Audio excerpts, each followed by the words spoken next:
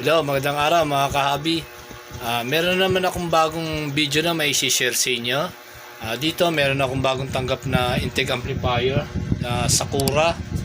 Ang bali ito may trouble to na may power siya pero ayaw mag on yung relay. So bali lumalabas no sounds ito. Pero ito binaklas ko na kasi yan yung display kasi ito sinuggest din ng may-ari kung pwede lagyan ng Bluetooth module ito.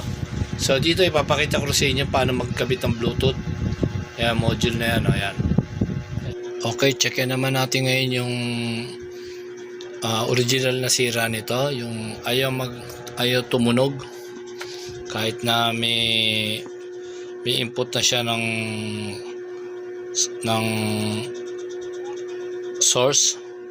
So una nakita ko dito kaya ayaw siya tumunog kahit may power siya. Ayaw kasi mag-on yung relay.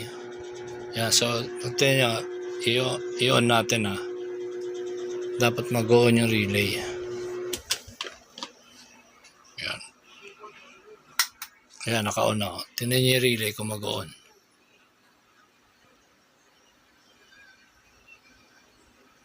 Ayan, hindi nag-on yung relay. Kaya ayaw tumunog. Ayan. So, ito. Possible, ayan, pinatay ko muna. Ang possible sira nito, pwede may DC out.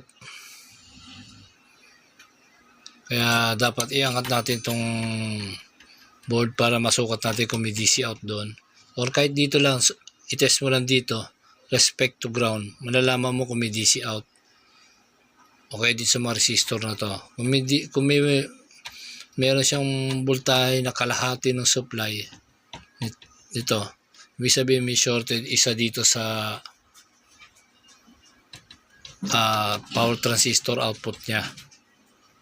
Yan. Pero mas maganda baliktarin natin para masukat din natin yung mismo doon sa may kung baka mamaya may problema naman yung supply. Okay, tingnan natin ito. Try natin. Angatin ko yung board. Yan, angatin natin. Baliktarin natin ganyan. So, madali lang pag isolate nito. So, pagka nag-test ka ng DC out, isolate mo yung left channel sa right channel. Huwag mo agad lahat aangatin o kakalkalin kasi minsan nagdi-DC out, minsan sa isang channel lang ang shorted. Yan, katulad dito makikita mo kagad yung power transistor. Ayan, so minsan naman nasa left, minsan nasa right, or minsan sabay. Kaya dapat itest mo kung pares bang may DC out or baka isa lang sa ampli. Halimbawa ito may DC out at ito wala naman, dito ka mag-concentrate. Itong dito mo i-test kasi mostly ang DC out, nagkaka DC out pag shorted yung yung power transistor. Pero madali mo malaman pag shorted kasi minsan pumuputok yung fuse. So pag hindi naman putok ang fuse at ibig sabihin walang shorted sa power transistor output, so sa manggagaling ang DC out? Possible yung mga maliliit na transistor, yung commonly dyan yung 5551 saka 5401. Yan, pag may isang nag-open dyan or nag-short, yun, nagkakaroon din ng DC out kasi hindi pantay yung nung supply. So minsan lumalabas yung kalahati ng supply, yun yung nagiging DC out. Or minsan mayroong mga corroded na resistor. Yan, pagka gano'n yung corroded, visual checking lang malalaman mo na. Pero pag walang corrosion, walang corroded sa mga resistor o sa mga transistor na maliit, diyan ka kung marunong ka mag-in-circuit testing, pwede. Pero kung hindi ka marunong, angatin mo bawat isang kung hindi mo kabisado yung pag-in-circuit testing, angatin mo itong mga maliliit na transistor na to. Ayan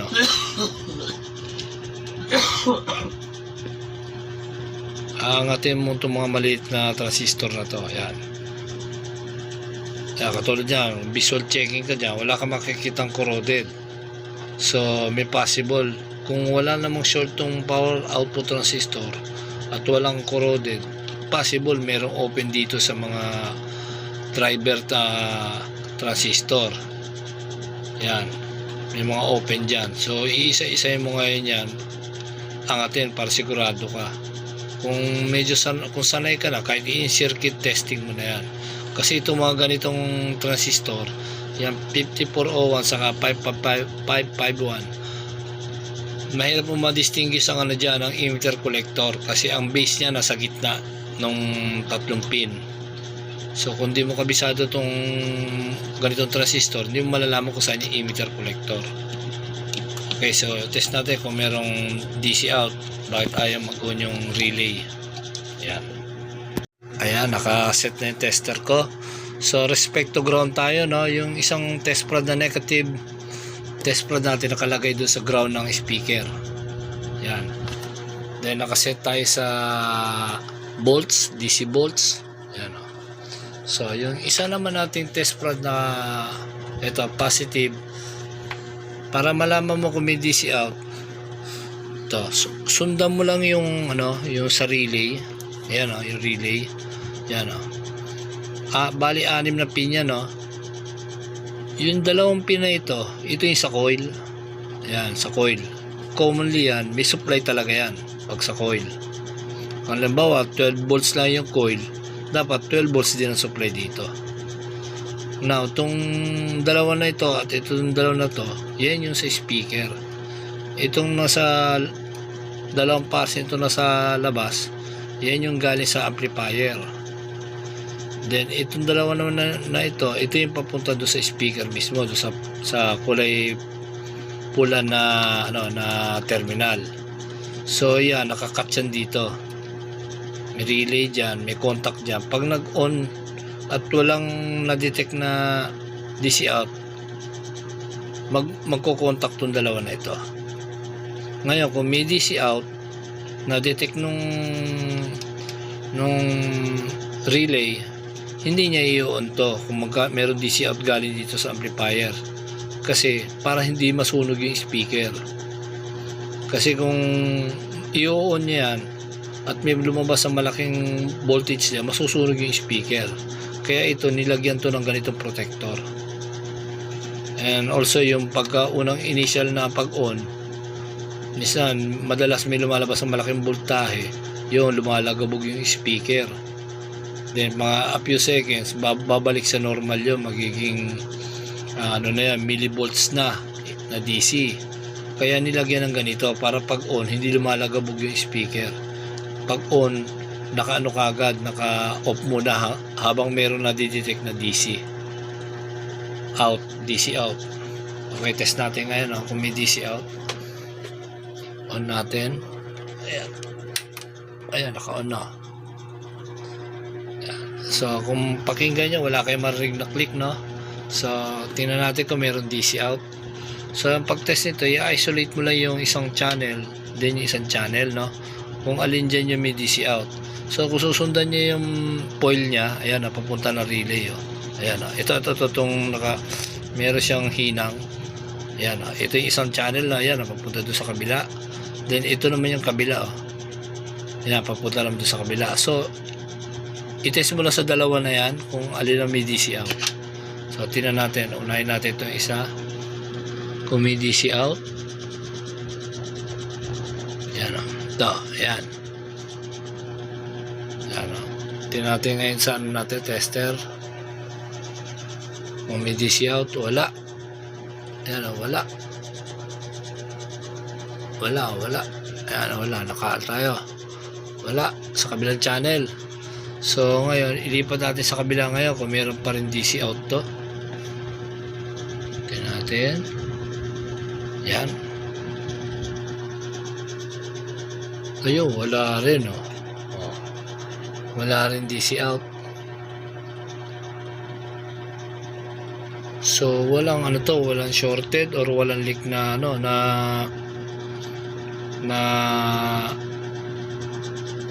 driver transistor. So Ano ang susunod natin i-check kung ganyan wala ka naman nakita leak or shorted dito sa mga output. So check natin ngayon yung possible to next nito, yung supply ng ng relay. So tingnan natin kung saan nanggagaling yung supply niya. So para malaman mo kung saan yung supply ng relay, patayin muna natin. Baliktarin natin itong board. Tingnan natin ngayon kung saan pwede manggaling ang supply ng relay. Ayan, sundan natin. Ayan o, makikita nyo. Ito yung pyesa lang ng relay o. Ayan. So possible yan, yung supply nya, ayun yung may diode na yun o. Ayan o. Yan, papunta sa relay, and then dumaan sa resistor, then nakakunik yan dito sa capacitor. Yan. So dyan nakakunik yung supply galing dito sa main voltage natin. Yan, dyan nakakunik yan. So i-test ngayon natin kung may supply itong coil. Check natin kung ilang voltahe ba itong coil. 12 volts oh. So dapat makasukat tayo dyan ng 12 volts na more or less 12 volts, ganyan. So test natin ulit on natin. Ayan, naka-on na. So i-test ngayon natin kung merong 11 volts dito sa coil mismo dyan. So dapat dito na yung test prod natin, dyan natin i-test sa dalawang pin na yan. Dapat makasukat tayo ng 12 volts yan, 11 volts ganun. Yan. So dyan natin ngayon isusundot yung dalawang test prod natin. Yan. Yan. Ayan, nakano na. Yun, nahuli na. Ayan o. Nakita nyo, 5.46 volts lang bumaba. Yung 11 volts galing sa supply, pagdating sa coil naging 5 volts na lang. So bumaba. Kaya ayaw mag-on yung relay oh. Yan. Kaya ayaw mag-on yung relay dahil bumaba yung supply nya. So pag ganyan, pag bumaba yung supply, ibig sabihin yan, dun pag galing doon sa may diode papunta doon sa resistor, hindi papunta doon sa capacitor, kaya bumaba yan dahil yung may possible leak ang capacitor niyan. Ayan, natin mo nag-ano siya intermittent ayan so leak ang capacitor nito sa supply, kaya ganyan. So angatin natin yung capacitor doon sa supply ng relay para malaman natin kung talagang leak. Okay, ito yung niya no. Yung sabi ko na capacitor ng supply ng relay. Ito, yung after ng diode, then papasok sa resistor. Then yung resistor didiretso dito sa capacitor, ito. Ayan, katabi niya. So i-test muna natin kung good yung resistor. Baka naman hindi nakasukat ako dito ng 11 So good yan, good tong capacitor na nakasukat ako ng 11 point something na voltahe. So itong capacitor to, yung positive nito nakakabit doon sa isang pin ng relay. So ito na may possible na siya dyan. So angatin natin ito para malaman natin talaga kung sira to.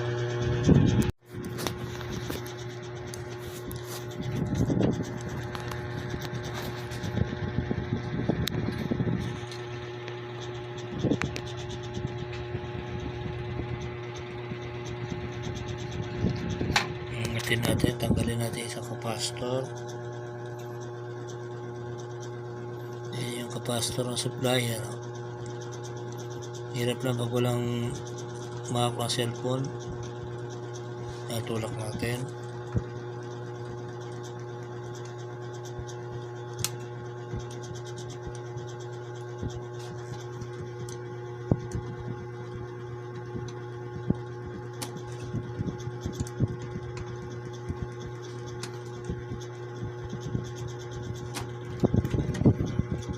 tinulak ko na lang.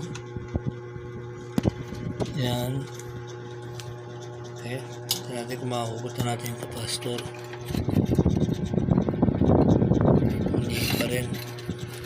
Ayan o. Ito. Subukan natin na. Ang kaya.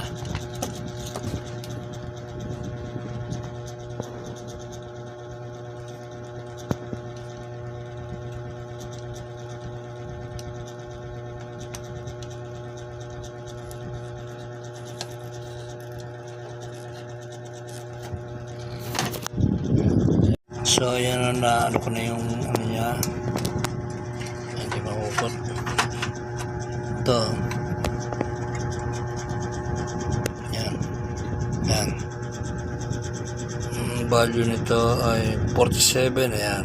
47 microfarad, 35 volts. So doon galing dyan. Ayan. Ito. So ngayon, para malaman natin talaga kung sirado, i-test natin ngayon. So dito natin i-test ngayon sa ano. Tester natin. Set natin sa capacitance. Ayan. Okay, test natin yung capacitor. So ito. Ilan to? 47 microfarad. Ayan. 47 microfarad. So test natin kung anong lalabas na value. Loko. Ayan. Ayan. So test natin ngayon ito. Ayan. Natin ka ng value lalabas.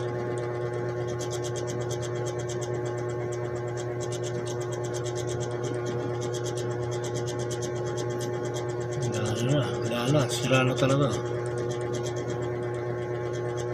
So wala. Sira talaga yung capacitor. Balik rin natin. I-short natin. Balik rin natin kung anong lalabas na reading. Yan.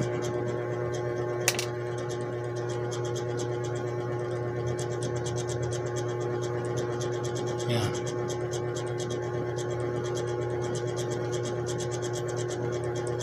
Yan, ang baba. 35 lang. 35.22 microfarad. So, malayo. Dahil ito ay 47.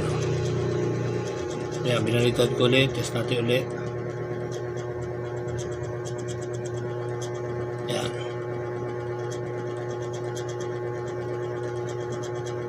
Pagpabaliktad, wala talaga. Ba't nag-share nag ano? Pinit.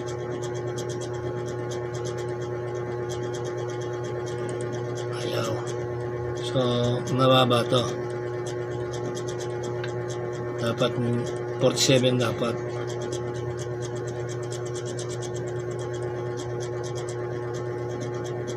Wala. So, error to. So, doon sa kabila, 35 lang. So, mababa to. Dapat, mga more or less 47 microfarad. Okay, hanap tayo ng 47. I-test natin. Bali, ano to 47, 35 volts Okay, nakakuha na ako ng ano, 47 microfarad. Ito yung kanina, yung 35 microfarad na lumabas. Ito yung minakuha ko, 47. Mas mataas ang voltahe, 50 volts. So, mas reliable to, 50 volts to. Yan. Ito, 35 volts lang. So, i-test ngayon natin to. Kung good ba to.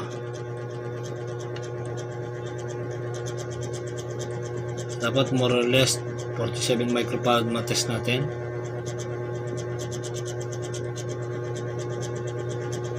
Yun, taas pa nga, 49. Grabe yun. Mas maganda to, 49 microfarad. Okay.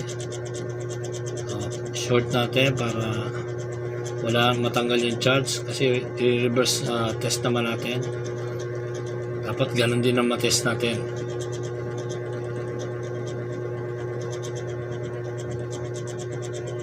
Yun, 49 pa rin. Kahit nabaliktad na.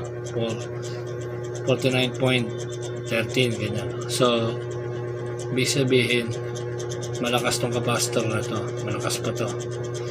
Nakalagay nga lang 47, pero ang reading pa niya 49. So, good na good to. So, ito, i-aside natin. Ilipat natin yan. Tingnan natin itong isa kanina. Yan, ito yung sira. Natin ko ilang reading. Yan. Short natin para matanggal yung charge. Kasi pag hindi mo sure, may charge pa rin, mag-error, magkakamali ka ng reading. So, kailangan kada ano mo, isi-short mo. Yan o. 34 na lang o. So, mababa to. Yan. So, ito na ngayon ang ilalagay natin. 47 microfarad 50 volts. Ito ilagay natin ngayon. Yan. Yan ha, 47. 50 volts yan ha. Yung kanina 35 volts lang. So, ilalagay natin. So, paglagay, dapat alam nyo kung nasan yung positive sa negative. Yung may line na yun, yung may mga guide dito sa may banda dito, yan yung negative. Yan, ito yung negative niya. Yan. Yan. So, doon may tatapat. Yan. Dapat alam niya yung, ano niya, yung polarity. Kasi pag nabaliktad mo yan, puputok yung capacitor. Yan. Kailangan, hindi, unlike do sa non-polar, kahit bali-baliktad mo pwede. Ito hindi. Pag polarity or electrolytic capacitor, kailangan tama yung kabit mo. Yan yung mahirap sa electronics. So dapat talaga meron kang educational background, kasi yung pag hindi mo napag-aralan yung mga pyesa, possible magkakamali ka talaga. Unlike sa mga AC, kahit balik-baliktarin mo, okay lang. Huwag mo lang pagsasalubingin yung dalawang linya. Natin. Nahirap ikabit. Ito na.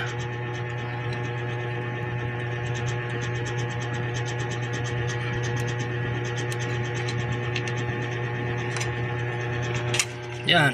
Pasok na. Yan. Maluwag pa. Hinangin pa yan. Ayan. So yung value na yan. 47 7 microfarad 50 volts. Yan o. Okay. Then ito yung sira. Ayan o. 47 microfarad. Mas mababa tayo nito. 35 lang. Okay. Napasok ko pa ata yung tester ko ha. Yan. Hinangin na natin. Hirap nito dahil walang tagahawak ng cellphone.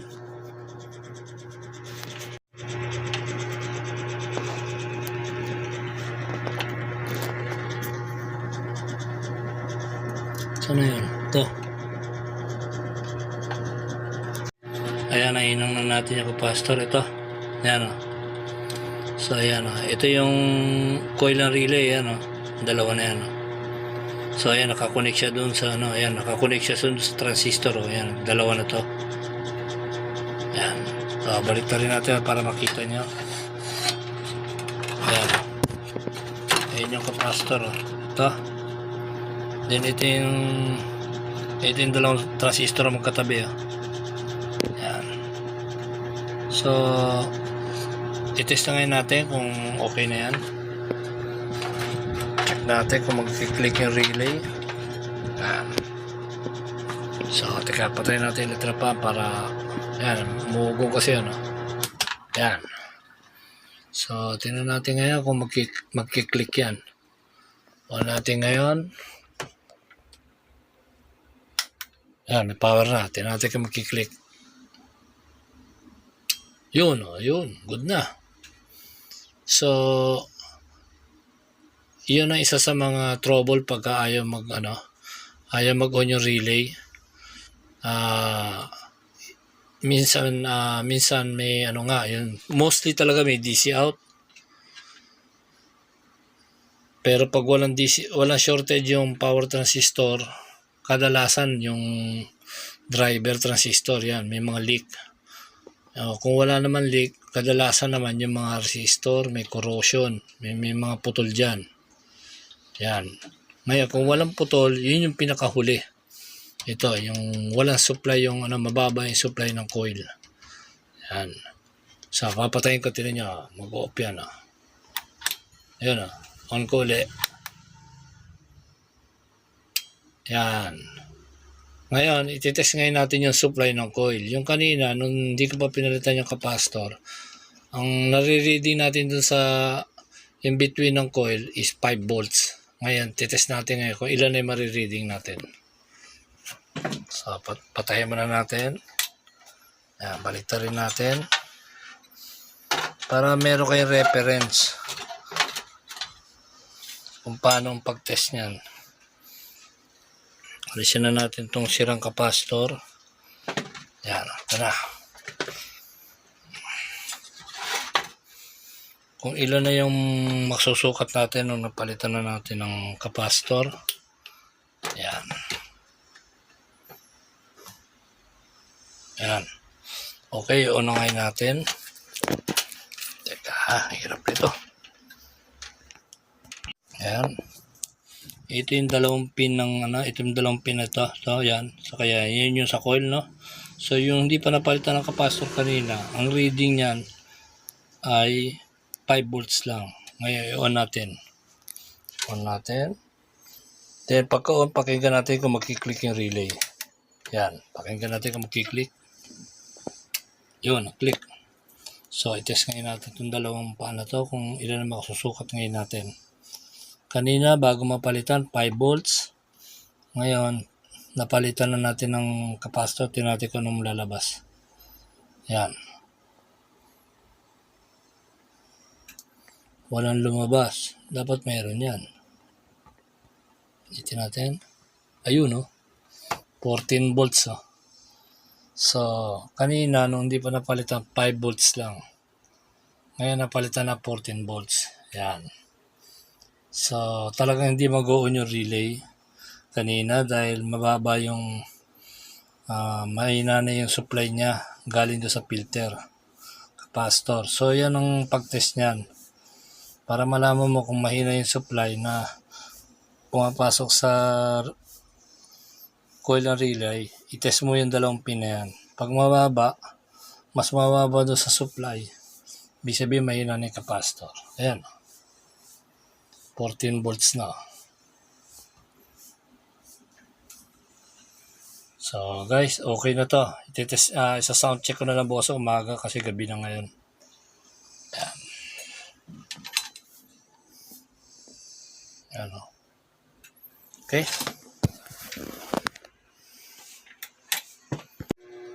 Ayan, yung Bluetooth niya nilagyan ko na rin ng extra adapter kasi hindi na siya ubra do sa dito sa power supply niya. Ayun yung adapter niya.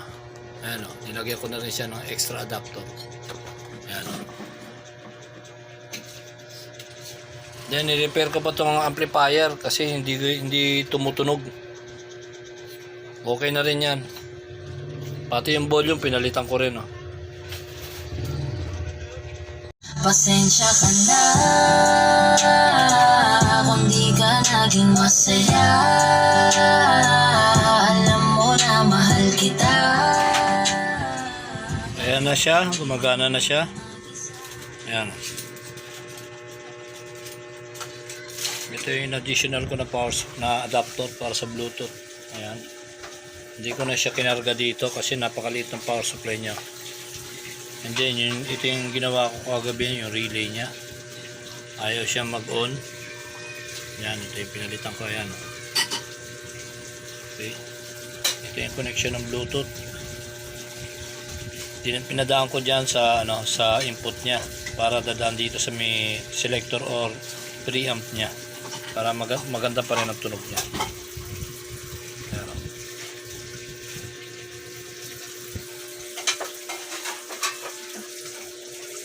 Pasensya ka na kung may pagkukulang ako sa hayaan ka na lang lumayo.